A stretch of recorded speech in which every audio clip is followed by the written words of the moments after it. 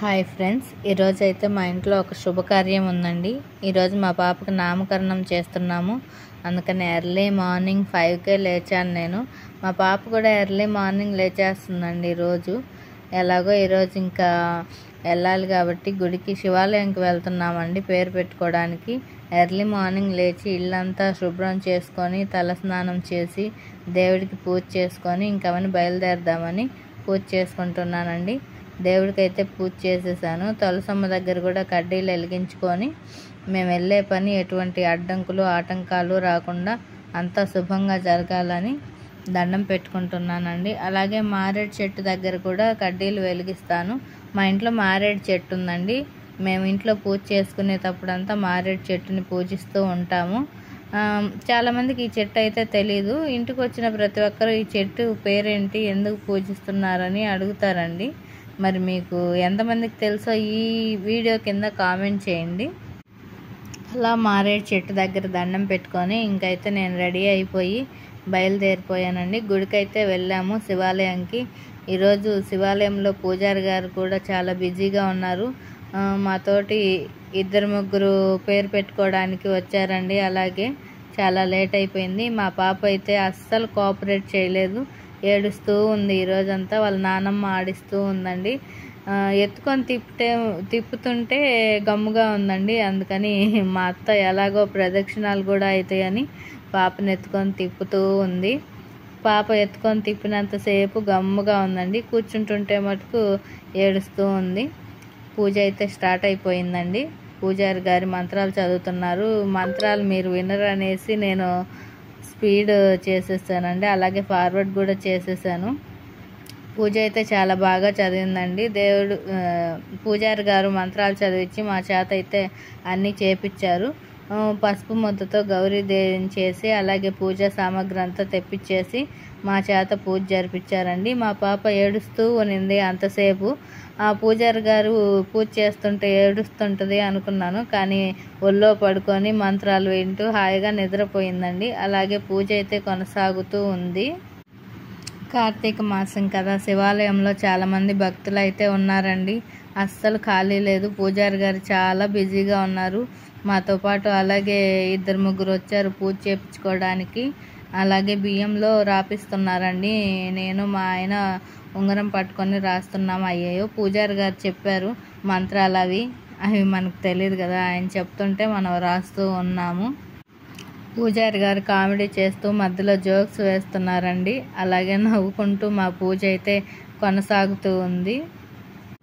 పూజారి గారు చెప్తూ ఉంటే నేను మా వారు బియ్యంలో రాస్తూ ఉన్నామండి. మా పాప పుట్టిన నక్షత్రం ప్రకారం అయితే మా పాపకి ముఖ్యంగా బే అనే అక్షరంతో వచ్చే పేరు పెట్టాలి అని చెప్పారండి. బే అనే అక్షరంతో పాపకి ఏం పేర్లు లేవు, చాలా వెతికాను.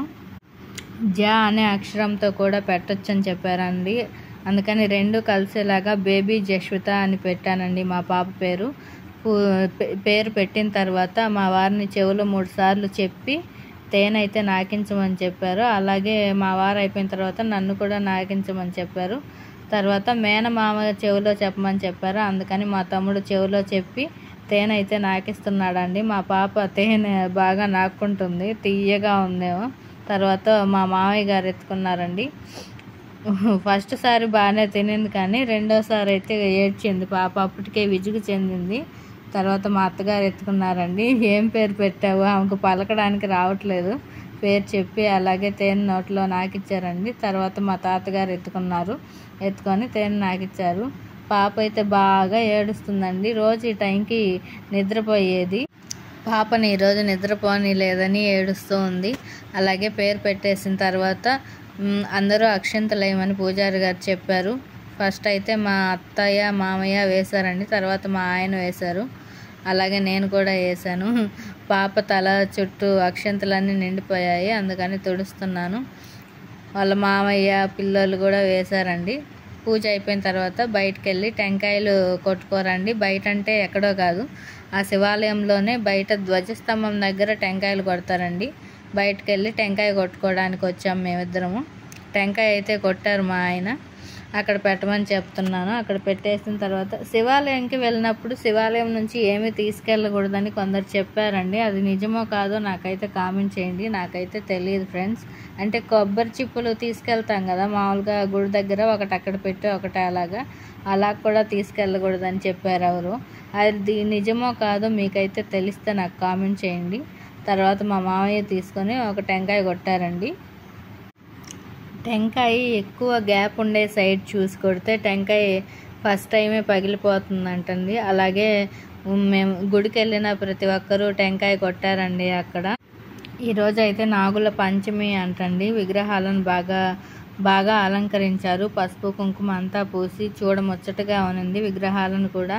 ఫైనల్లీ నాగుల పంచమి సందర్భంగా ఆ విగ్రహాల దగ్గరికి వెళ్ళి కూడా ఒక టెంకాయ కొట్టుకొని పూజ అయితే కంప్లీట్ చేసామండి. టెంకాయ కొట్టేసిన తర్వాత పూజారి దగ్గరికి వెళ్ళి అర్చన చేయించుకున్నాం. సబ్స్క్రైబ్. పాపని మా మావయ్య ఎత్తుకొని ఉంటే మా వారైతే ఆడిస్తున్నారండి. పిల్లలు అప్పుడే ఏడుస్తారు, అప్పుడే నవ్వుతారు, మనకు అర్థం కాదు వాళ్ళది. ఆడిస్తున్నంతసేపు అయితే ఆడుకుంటూ ఉంటుంది. మేమైతే సక్సెస్ఫుల్గా పేరు పెట్టుకొని ఇంటికైతే వచ్చేసాం ఫ్రెండ్స్. మా వీడియోస్ నచ్చినట్లయితే లైక్ చేయండి, సబ్స్క్రైబ్ చేయండి. Bye bye.